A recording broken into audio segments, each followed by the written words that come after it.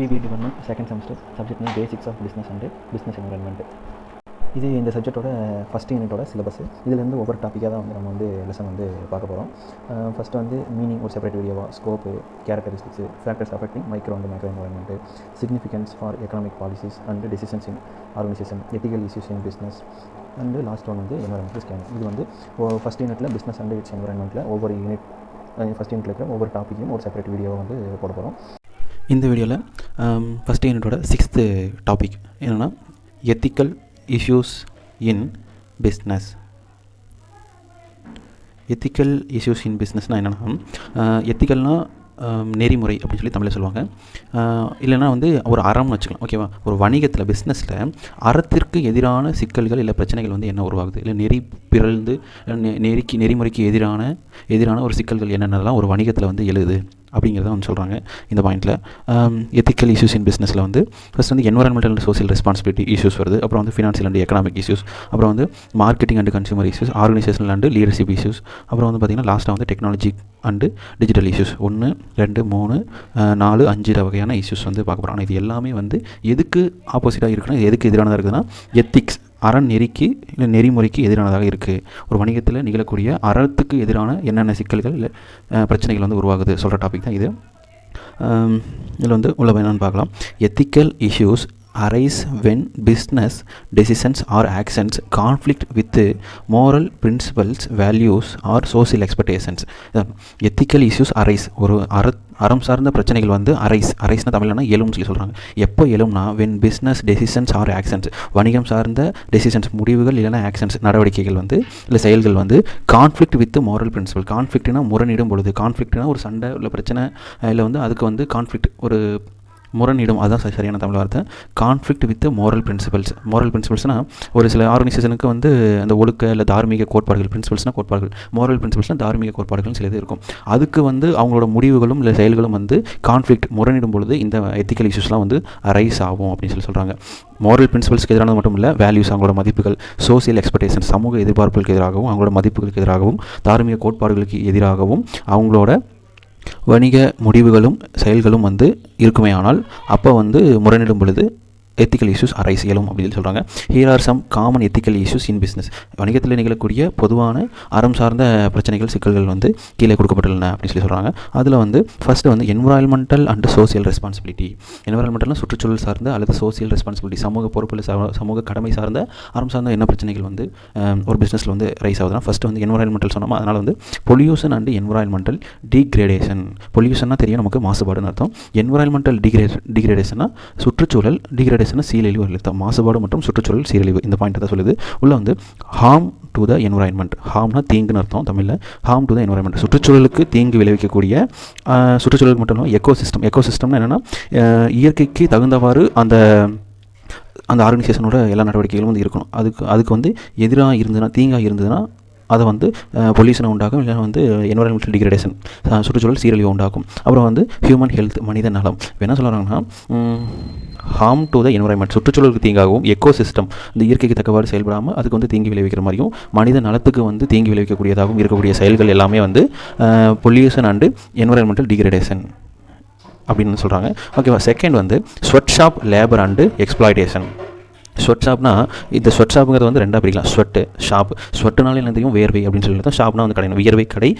லேபர்னா உழைப்பாளர்கள், இல்லைனா வந்து தொழிலாளர்கள், இல்லைனா உழைப்புன்னு வச்சுக்கலாம். ஓகேவா? வியர்வை கடை உழைப்பாளர்கள் அண்ட் எக்ஸ்ப்ளாய்டேஷன் அர்த்தம்னா சுரண்டல்கள் அப்படின்னு அர்த்தம். இதுவும் வந்து அறம் சார்ந்த பிரச்சனைகள் தான். அந்த சமூக பொறுப்பு அதில் வரும். Sweat shop labour and exploitation உள்ள என்ன கொடுத்துருவாங்க. அப்போ அன்ஃபேர் லேபர் ப்ராக்டிசஸ். அன்ஃபேர்னா வந்து என்ன அர்த்தம்னா நியாயமற்ற அப்படின்னு அர்த்தம். லேபர் ப்ராக்டிசஸ்னால் தொழிலாளர் நடைமுறை, நியாயமற்ற தொழிலாளர் நடைமுறை. அப்புறம் வந்து சைல்டு லேபர் குழந்தை தொழிலாளர்கள் அண்டு புவர் ஒர்க்கிங் கண்டிஷன்ஸ். வேலை செய்கிற இடத்துல வந்து சரியான வசதிகள் வந்து இல்லாமல் இருக்கிறது. Poor working condition. ஃபஸ்ட்டு இந்த ஸ்வெட் ஷாப்னா என்ன அர்த்தம்னா, அங்கே வந்து வேலை செய்கிறதுக்கு தகுதியான வந்து இடம் இருக்காது. சம்பளம் வந்து அங்கே ரொம்ப கம்மியாக கொடுப்பாங்க, லோ வேஜஸாக இருக்கும். அப்புறம் வந்து ஒர்க்கிங் பண்ணுற ஹவர் வந்து லாங் ஹவராக இருக்கும். அப்புறம் வந்து அங்கே அனுபவிக்கக்கூடிய, அங்கே வேலை செய்கிறதுனால கிடைக்கக்கூடிய நன்மைகள் என்னன்னு பார்த்தா இல்லை ரொம்ப வந்து கம்மியாக தான் இருக்கும். இது எல்லாம் எங்கே நிலவும்னா அந்த ஸ்வெட் ஷாப் அப்படிங்கிற இடத்துல வந்து நிலவும். ரைட்டுங்களா? அடுத்து வந்து சோசியல் ஜஸ்டிஸ்னால் சமூக நீதி அண்ட் ஹியூமன் ரைட்ஸ் மனித உரிமைகள். டிஸ்கிரிமினேஷன் உள்ள வந்து இதை கொடுத்துருக்காங்க. சமூக நீதியும் மனித உரிமைகளும் இந்த டாப்பிக்கில் உள்ள பார்த்தோம்னா டிஸ்கிரிமினேஷன் பாகுபாடு. இங்கே மதம் சார்ந்து ஜாதி சார்ந்து ஒரு ஒர்க் பிளேஸில் வந்து ஒருத்தங்க இன்னொருத்தங்களை வந்து டவுன் பண்ணாங்கன்னா அதை வந்து டிஸ்கிரிமினேஷன் பாகுபாடு பார்க்குறாங்க. என்ன அவங்க வந்து மதத்தை எடுத்துக்கலாம், சாதி எடுத்துக்கலாம், எதை எடுத்துக்கலாம், ஒரு மனிதன் வந்து இன்னொரு மனிதனை வந்து காரணம் காட்டி வேறுபடுத்தி பார்த்துட்டானா அது பேர் டிஸ்கிரிமினேஷன் பாகுபாடுன்னு சொல்லுவாங்க. இன்னொன்று வந்து அன்இக்குவல் ட்ரீட்மெண்ட். இப்போ ஒரே வேலை தான் செய்வாங்க, ஆண் பெண் செய்வாங்க, ஆணுக்கு அதிக சம்பளம், பெண்ணுக்கு வந்து குறைவான சம்பளம், இதெல்லாம் வந்து அன்இக்குவல் ட்ரீட்மெண்ட், சமமற்ற மதிப்பீடு அப்படின்னு சொல்லுவாங்க. அண்டு ஹியூமன் ரைட்ஸ் வயலேஷன், மனித உரிமைகள் வயலேஷன் என்னென்னா மீறல்கள் அர்த்தம். மனித உரிமை மீறல்கள் வந்து அங்கே நிலவுது. இது எல்லாமே என்வரான்மெண்டல் சுற்றுச்சூழல் மற்றும் சமூக பொறுப்புகள், சமூக கடமைகள்னு சொல்லலாம். ஒரு பொல்யூஷன் உண்டாச்சுன்னா அது வந்து என்வரான்மெண்ட்டுக்கு தீங்கு, என்வரான்மெண்டல் டீக்ரேடேஷன் சுற்றுச்சூழல் சீரழிவு என்வரான்மெண்ட்டு கேடு. அப்புறம் ஸ்வெட் ஷாப் லேபர், அங்கே வேலை செய்கிற மக்களை உழைப்பாளர்கள் வந்து அதிகப்படியாக வேலை வாங்குறது, சம்பளம் சரியாக கொடுக்காம வருது, குழந்தை தொழிலாளர்கள் வேலைக்கு அமர்த்துறது, அதிக லாங் ஹவர்ஸில் வந்து அவங்கள வந்து நடவடிக்கை பண்ணுறது, அவங்களுக்கு போதுமையான ஒர்க்கிங் கண்டிஷன் வந்து நடவடிக்கை கொடுக்குறது, அப்புறம் வந்து அந்த இடத்துல பாகுபாடு காட்டுறது ஒர்க் பிளேஸில், அப்புறம் சமமற்ற ட்ரீட் பண்ணுறது அவங்கள, அப்புறம் மனித உரிமைகள் மீறல்கள் நடத்துறது, இது எல்லாமே வந்து என்வரான்மெண்டல் சார்ந்தும் சமூக பொறுப்பு சமூக கடமை சார்ந்தும் ஒரு வணிகத்தில் எழக்கூடிய எத்திக்கல் இஷ்யூஸ் அப்படின்னு வந்து சொல்கிறாங்க. ரைட்டுங்களா? அடுத்தது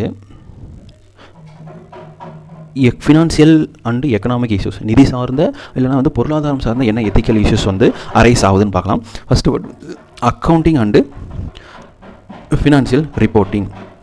அக்கௌண்டிங்னா என்ன, கணக்கியல் அர்த்தம் தமிழில். அண்டு ஃபினான்ஷியல் ரிப்போர்ட்டிங் இர்ரெகுலரிட்டிஸ் அப்படின்னா அர்த்தம்னா கணக்கியல் மற்றும் நிதி சார்ந்த அறிக்கைகள். இர்ரெகுலரிட்டிஸ்னு என்ன அர்த்தம்னா முறைகேடுகள்னு அர்த்தம். ஓகேவா? அக்கௌண்ட்ஸ் இதில் வந்து சரியாக கணக்கு காட்டாமல் இல்லைனா போய் கணக்கு காட்டுறது, இந்த மாதிரிலாம் எழக்கூடிய பிரச்சனைகள் அதெல்லாம் அறத்துக்கு வந்து எதிரானது இல்லையா? ஸோ அதில் வந்து உள்ள பார்க்கலாம். ரெப்ரசன்டேஷன் ஆஃப் ஃபினான்ஷியல் இன்ஃபர்மேஷன், நிதி சார்ந்த தகவல்களை வந்து தவறாக கூறுதல், மிஸ்ரெப்ரசன்ட். இவ்வளோ டர்ன் ஓவர் ஆகுதுன்னு சொல்லி அந்த கம்பெனி வந்து அதிகமாகுதுன்னா அவங்க கணக்கில் வந்து கம்மியாக கூட காமிக்கலாம். இதில் ஃபினான்ஷியல் இன்ஃபர்மேஷனை தவறாக கூறுதல். அப்புறம் வந்து எம்பெஸ்மெண்ட்னா என்ன அர்த்தம்னா மோசடி செய்தல். அந்த இப்போ நிறையா அந்த சிட் ஃபண்டு அந்த மாதிரிலாம் மோசடி செய்கிறாங்க இல்லையா? அந்த மாதிரி சீட்டு சேர்க்குறேன் அப்படிங்கிற மாதிரி பண்ணி மக்களை வந்து மோசடி செய்கிறது, ஒரு கஸ்டமர்ஸ் யாரோ அவங்க வந்து மோசடி செய்கிறது. அப்புறம் டேக்ஸ் எவேஷன் அப்படின்னா வரி ஏய்ப்பு செய்கிறது, கவர்மெண்ட்டு கணக்கு காட்டாமல் வரி கட்டாமல் வந்து இருக்கிறது. இதெல்லாமே வந்து நிதி சார்ந்த முறைகேடுகள், அந்த அந்த வணிகத்தில் நிகழக்கூடிய ஒரு எத்திக்கல் இஷ்யூஸ். ஓகேங்களா? அடுத்தது வந்து insider trading and corporate governance. Insider ட்ரேடிங்னா உட்புற வர்த்தகம் மற்றும் கார்பரேட் கவர்னன்ஸ், கார்பரேட் ஆளுமையில் நிர்வாகம் வச்சுக்கலாம். இதுக்குள்ளே பார்த்தோம்னா unfair use of confidential information. அன்ஃபேர்னா முன்னாடியே பார்த்தா நியாயமற்ற அர்த்தம். யூஸ் ஆஃப் கான்ஃபிடென்ஷியல் இன்ஃபர்மேஷன், கான்ஃபிடென்ஷியல்னா இது கான்ஃபிடென்ஷியலாக வச்சுக்கோ அப்படின்னு சொல்கிறாங்க. ஏன்னா ரகசியமாக அப்படின்னு அர்த்தம். ரகசியமான இன்ஃபர்மேஷனை தகவல்களை வந்து நியாயமற்ற முறையில் வந்து பயன்படுத்துவாங்க. ஓகேங்களா? அப்புறம் வந்து அண்டு புவர் கவர்னன்ஸ் ப்ராக்டிஸ். புவர்னா ஒரு மோசமான நிர்வாக நடைமுறைகள்னு சொல்லலாம். ஓகேவா? இது இன்சைடர் ட்ரேடிங் அண்டு கார்பரேட் கவர்னன்ஸில் வரும். ரகசியமாக வைக்க வேண்டிய தகவல்களை வந்து நியாயம் இல்லாமல் அதை வந்து யூஸ் பண்ணுறதும், அப்புறம் வந்து ரொம்ப மோசமான நிர்வாக நடவடிக்கைகள் வந்து நடைமுறைகள் வந்து கையாளுறதும் வந்து இந்த பாயிண்ட்ஸில் வந்து வரும். அடுத்தது வந்து ஃபினான்ஷியல் சார்ந்த எக்கனாமிக்ஸ் தான். இன்னும் ஒரே ஒரு பாயிண்ட் மட்டும் இருக்குது. இன்னொன்று என்னென்னா நிதி சார்ந்தது பிரிபெரி அண்டு கரப்ஷன். பிரிபெரினா லஞ்சம் கொடுப்போம் இல்லையா? லஞ்சம் அதுக்கு வந்து இங்கிலீஷில் என்னன்னா பிரைபெரியில் பிரிபெரின்னு சொல்லலாம். லஞ்சம், கரப்ஷன் தான் தெரியும், ஊழல் சொல்லி. இதில் வந்து என்ன சொல்கிறாங்கன்னா அன்லாஃபுல் பேமெண்ட்ஸ்னால் சட்டத்துக்கு புறமான சட்டவிரோத பேமெண்ட்ஸ், சட்டவிரோதமாக ஒருத்தருக்கு வந்து பணம் கொடுக்குறதும் வாங்குறதும், அல்லது favours to influence business decisions. அது அப்படின்னா ஒன்று அவங்கள பணம் கொடுத்து நம்ம பிஸ்னஸ்க்கு வந்து ஃபேவராக பண்ணுறது, இல்லைனா வந்து நம்மளோட பிஸ்னஸ் டெசிஷன் வணிக முடிவுகளுக்காக அவங்கள வந்து ஃபேவர் பண்ண சொல்லி வந்து இன்ஃப்ளூயன்ஸ் வந்து பண்ணுறது. லஞ்சம் கொடுக்குறது, நமக்கு ஏதாவது வேணும்னா அதுக்கு வந்து சட்டவிரோதமாக பணம் கொடுக்குறதும், நமக்கு பிஸ்னஸ்க்கு ஃபேவராக வந்து அவங்கள வந்து டெசிஷன்ஸ் வந்து இன்ஃப்ளூயன்ஸ் வந்து பண்ண சொல்கிறதும், இது எல்லாமே வந்து ஊழல், அந்த லஞ்சம் கொடுக்குறதுலாம் வரும். சரி, இது நிதி சார்ந்த பொருளாதாரம் சார்ந்த எத்திக்கல் இஷ்யூஸ் ஒரு வணிகத்தில் நிகழ்கிறது. அடுத்தது வந்து மார்க்கெட்டிங் அண்டு கன்சியூமர் இஷ்யூஸ். அதாவது என்னென்னா சந்தைப்படுத்துதல் மற்றும் கன்சியூமர் இஷ்யூஸ், நுகர்வோர் சிக்கல்கள் இல்லை பிரச்சனைகள் என்னென்னு பார்க்கலாம். ஃபஸ்ட்டு ஒன்று வந்து டெசிப்டிவ் அட்வர்டைசிங் அண்டு மார்க்கெட்டிங். நம்ம வந்து ஃபேஸ் பண்ணுற மிகப்பெரிய பிரச்சனை என்னென்னா டெசிப்டிவ் என்னென்னா ஏமாற்றும் அப்படின்னு அர்த்தம். ஏமாற்றும், அட்வர்டைசிங்னா விளம்பரம்.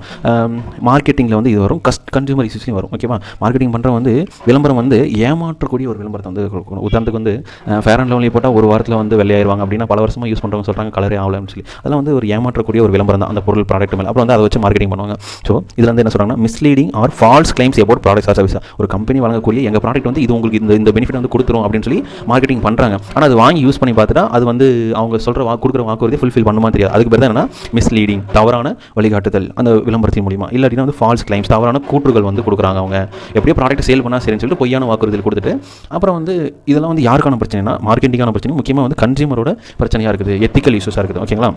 சரி, அடுத்து ரெண்டாவது product safety safety and liability. Product சேஃப்டினா அந்த நம்ம உற்பத்தி பண்ணுறோம் இல்லையா, உற்பத்தி பொருளோட பாதுகாப்பு மற்றும் பொறுப்பு. லைபிலிட்டினா பொறுப்பு அர்த்தம். இப்போ வந்து harmful or defective products that put consumers at a risk. இப்போ ஹார்ம்ஃபுல்னா தீங்கு விளைவிக்கக்கூடிய, ஆர் அல்லது டிஃபெக்டிவ்னா குறைபாடுள்ள ப்ராடக்ட்ஸ் பொருட்கள் வந்து that put consumers at a risk. அவங்களோட வாடிக்கையாளர்கள் வந்து எதில் தள்ளிடும்னா ரிஸ்க், இடர், ஒரு ஆபத்தில் வந்து பிரச்சனையில் வந்து போய் தள்ளிடும் அப்படின்றாங்க.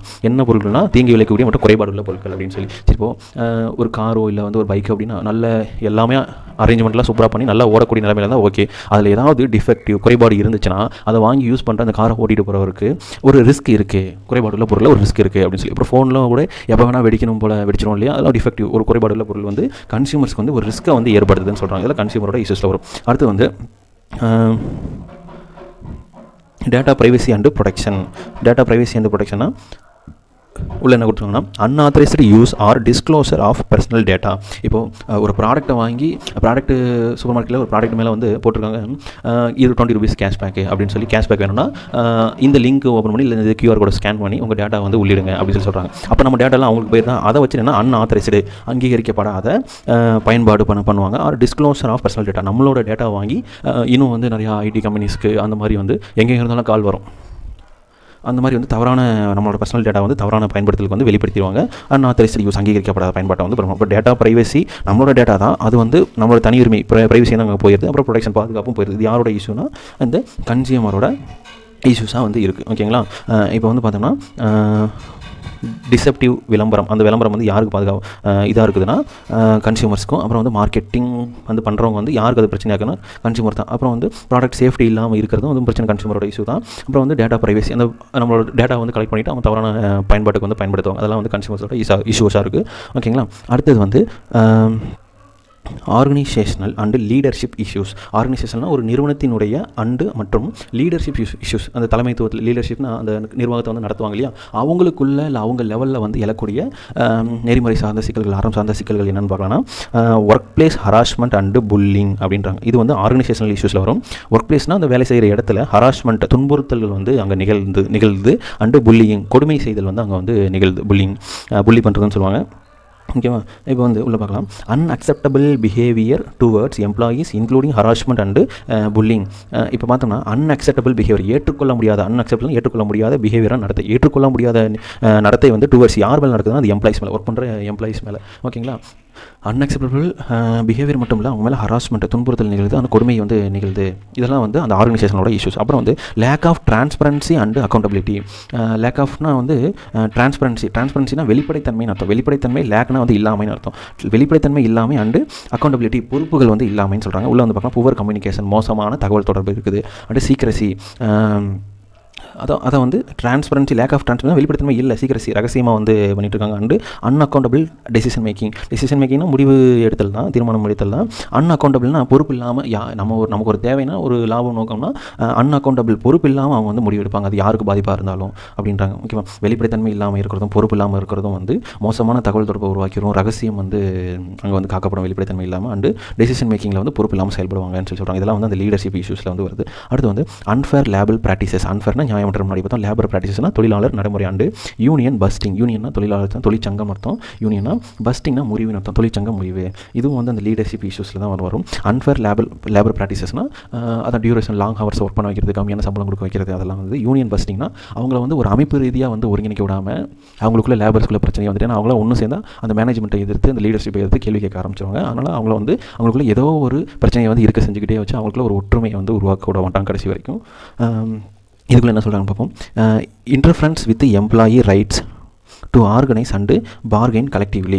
இன்டர்ஃபரன்ஸ்னால் குறுக்கீடு செய்து, எதுனா அந்த ஆர்கனைசேஷன் குறுக்கீடு செய்து, எதுக்குள்ளனா வித் எம்ப்ளாயி ரைட்ஸு, அந்த தொழிலாளர் இருக்காங்க இல்லையா, தொழிலாளர் உரிமையில் வந்து ஊழியர்களின் உரிமையில் வந்து குறுக்கீடு செய்து என்னன்னா to organise and bargain collectively. To ஆர்கனைஸ்னால் அவங்கள வந்து ஒருங்கமைத்து அவங்கள ஒன்று சேர விடாமல் வந்து இன்டர்ஃபரன்ஸ் பண்ணுது.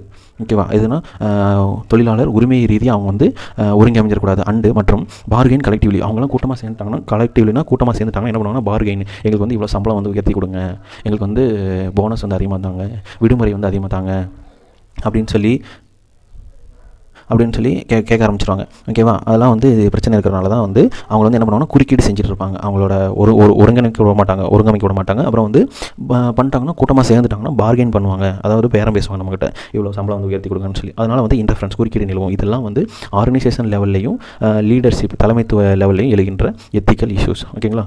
இன்னும் ஒன்று லாஸ்ட் ஒன் என்ன இஷ்யூஸ் பார்த்தோம்னா டெக்னாலஜி அண்ட் டிஜிட்டல் இஷ்யூஸ். தொழில்நுட்பம் சார்ந்த என்ன பிரச்சனைகள் இயங்குது அப்படின்னு சொல்லி பார்க்கலாம். அப்புறம் டிஜிட்டல் சார்ந்த என்ன சிக்கல்கள் வந்து எழுதுனா ஒரு பிஸ்னஸில் cyber security and data breaches அப்படின்னு சைபர் செக்யூரிட்டினா சைபர் பாதுகாப்பு அப்படின்னு சொல்லி இந்த இணையதளத்தில் நடக்கிற மோசடிகள் அந்த மாதிரிலாம் நடக்குது இல்லையா, அதில் இருந்து பாதுகாப்பு அண்டு ப்ரீச்சஸ். டேட்டா ப்ரீச்சஸ்னா தரவு வந்து மீறல், தவறான வழியில் அந்த தரவுகளை நம்ம டேட்டாஸ் வந்து யூஸ் பண்ணுவாங்க. இதில் உள்ள பார்க்கலாம் unauthorised access to sensitive information and systems.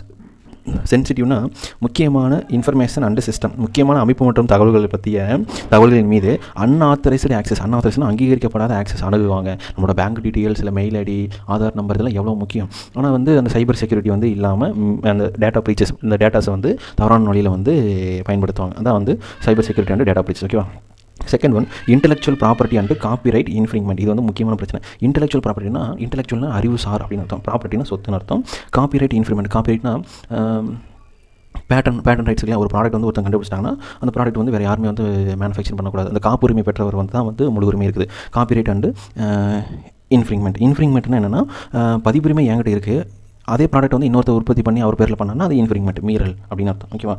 அறிவுசார் சொத்து மீறல் அண்டு காப்புரிமை இல்லைனா வந்து பதிப்புரிமைன்னு சொல்லலாம், அது மீறல்கள் வந்து நடக்குது ஒரு பிஸ்னஸில். அன்ஆத்தரைஸ்டு யூஸ், அங்கீகரிக்கப்பட முடியாத பயன்பாடு எதன் மீதுனா அந்த ப்ரொப்ரைட்டரி இன்ஃபர்மேஷன், தனியுரிமை தகவல், தனிநபர்களுடைய தகவல்களையும் அண்டு கிரியேட்டிவ் ஒர்க்ஸ், ரொம்ப ஆக்கப்பூர்வமான ஒரு சில படைப்புகள்லாம் வந்து படிச்சிருப்பாங்க, அவங்க பேரில் வந்து காப்பிரைட் வாங்கி வச்சிருப்பாங்க. ஓகேவா? அதில் மீதெல்லாம் வந்து அன்ஆத்தரைஸ்டு யூஸ், அங்கீகரிக்கப்படாத வந்து ஒரு செயல்களை வந்து பயன்படுத்துவாங்க. அதெல்லாம் வந்து எத்திக்கல் இஷ்யூஸ் தான். மூணாவது artificial intelligence and algorithmic bias அப்படின்னு சொல்லி சொல்கிறாங்க. இப்போ என்னன்னா ஆர்டிஃபிஷியல் இன்டெலிஜென்ஸ்னால் இப்போ ஏஐ எல்லாத்தையும் தெரியல, செயற்கை நுண்ணறிவு வந்து அல்காரித்மிக் பயாஸ் அப்படின்னு அர்த்தம்னா இது எல்லாமே வந்து செயற்கையான அறிவுகள் வந்து சொல்லுது. உள்ளே பார்க்கலாம் அன்ஃபேர் நியாயமற்ற அல்லது discriminatory outcome resulting from AI and algorithmic decision making. என்ன சொல்கிறாங்கன்னா மனிதனோட சுயசிந்தனை இல்லாமல் செயற்கை நுண்ணறிவு வந்து சார்ந்து வந்து செயல்பட ஆரம்பித்தோம்னா அது வந்து என்ன பண்ணுன்னா டிஸ்கிரிமினேட்டரி, பாரபட்சமான வந்து அந்த ஒரு செயற்கை நுண்ணறிவுக்கு என்ன தெரியும், ஹியூமனோட வேல்யூஸ் வந்து என்ன தெரியும், அது வந்து நியாயமற்ற டிஸ்கிரிமினேட்டரி பாரபட்சமான அவுட்கம்ஸ் வெளியீடுகளை தான் வந்து விளைவாக வந்து கொடுக்கும். இதில் இருந்துன்னா அந்த ஏஐ ஆர்டிஃபிஷியல் இன்டெலிஜென்ஸ்லேருந்தும் இதை அந்த ஏஐக்கிட்டே வந்து ஒரு முடிவை வந்து நம்ம கேட்டோம்னா அதாவது வந்து நியாயமற்ற முடிவையும் பாரபட்சமான முடிவையும் தான் வழங்கும், விளைவாக கொடுக்கும் அப்படின்னு வந்து சொல்கிறாங்க. இதெல்லாம் வந்து ஒரு எத்திக்கல் இஷ்யூஸ் தான். இதோட வந்து முடிஞ்சு last one to address these ethical issues. நீங்கள் வந்து இந்த நெறிமுறை சார்ந்த சிக்கல்களை வந்து தீர்க்க விரும்புனீங்கன்னா பிஸ்னஸஸ் கேன் எஸ்டாப்ளிஷ், ஒரு வணிகத்தை வந்து நிறுவ முடியும் அண்டு என்ஃபோர்ஸ் ஸ்ட்ராங், வலுவாக வந்து அதை வந்து நிறுவ முடியும். எதனுடன் பார்த்தோம்னா எத்திக் பாலிசிஸ், நல்ல நெறிமுறை கொள்கைகளோடும் ப்ரொவைடு ட்ரைனிங் நிறுவி அவங்களுக்கு வந்து பயிற்சி மற்றும் வளங்களை வந்து வழங்க முடியும். அண்டு ஃபோஸ்டர்னா வளர்க்குறதுன்னு அர்த்தம். ஃபோஸ்டர் கல்ச்சுரல் ஆஃப் இன்டெகிரிட்டி, ஒரு கலாச்சார ஒருமைப்பாடை வந்து உருவாக்க முடியும். அப்புறம் வந்து அக்கௌண்டபிலிட்டி, பொறுப்புணர்வை வந்து உருவாக்க முடியும். எத்திக்கல் இஷ்யூஸை, நெறிமுறை சார்ந்த சிக்கல்களை நீங்கள் தீர்த்துட்டிங்கன்னா உங்களோட வணிகத்தை வந்து வலுவான நெறிமுறை கொள்கைகளோடும் அப்புறம் பயிற்சி மற்றும் வளங்களோடும் அப்புறம் கலாச்சார ஒருமைப்பாடோடும் உங்களால் வந்து நிறுவ முடியும் அப்படின்றாங்க. ஓகேங்களா? Okay. Technological and digital issues, organisational and leadership, அப்புறம் வந்து மார்க்கெட்டிங் அண்டு கன்சியூமர் இஷ்யூஸ், அப்புறம் financial and economic issues, then environment and social responsibility. இந்த ஒவ்வொரு டைப் ஆஃப் இஷ்யூஸ் பார்த்தோம்னா இதெல்லாம் சேர்ந்தது தான் வந்து எத்திக்கல் இஷ்யூஸ் இன் பிஸ்னஸ், ஒரு வணிகத்தில் நிகழக்கூடிய அறம் சார்ந்த பிரச்சனைகள் எல்லாமே அப்படின்னு சொல்லி சொல்கிறாங்க. இதோட வந்து இந்த டாபிக் வந்து முடிந்தது.